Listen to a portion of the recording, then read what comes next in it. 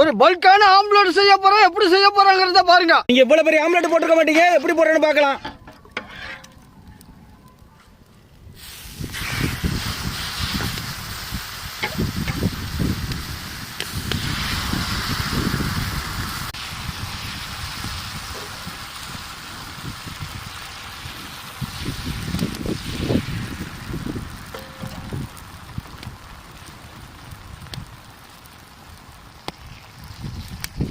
எப்படி இருக்கு பாருங்க.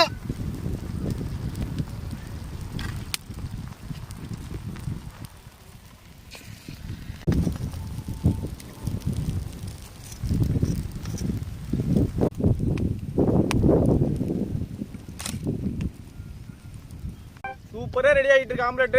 நாளைக்கு வரையும் வெயிட் பண்ணுங்க, பார்க்கலாம். அருமையா இருக்கு பாருங்க ஆம்லெட். எப்படி நம்ம ஆம்லெட்டை பாரு தம்பி எப்படி இருக்குன்னு. செமையா இருக்கு.